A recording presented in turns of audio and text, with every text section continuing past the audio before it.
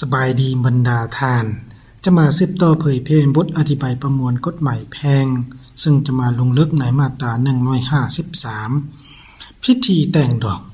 พิธีแต่งดอกจะเฮ็ดหรือบ่เฮ็ดก็ได้จะเฮ็ดพร้อมหรือลุนหลังการจดทะเบียนแต่งดอกก็ได้แต่บ่ให้มีผลสะท้อนทางด้านกฎหมาย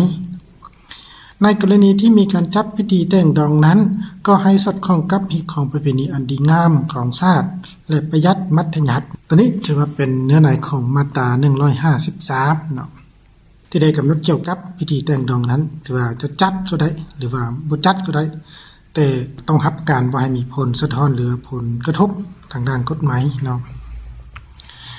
แล้วต่อมาจุดประสงค์ของมาตรานี้ก็เพื่อกำหนดการจัดพิธีแต่งดอง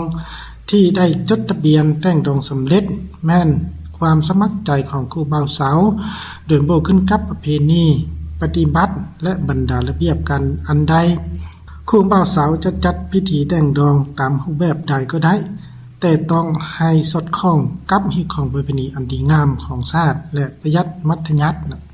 ตัวนี้ถือว่าเป็นจุดประสงค์ของมาตรานี้แล้วต่อมาตัวอย่างที่1กอและขอได้รับใบทะเบียนแต่งดองสำเร็จแล้วก็ได้เชิญพ่อแม่เฒ่าแก่และเพื่อนมิตรสหายทั้งสองฝ่ายจัดพิธีบาสีสู่ขวัญ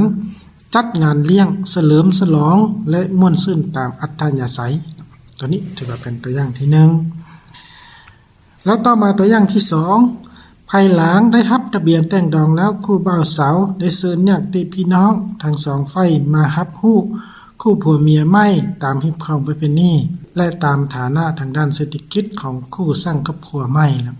ตัวนี้ถือว่าเป็นทั้ง2ตัวอย่างประกอบใส่มาตรา153สนานการเผยแพร่มาตรา153มาฮอดนี้ก็ได้สิ้นสุดลงเพียงเท่านี้นะขอบใจ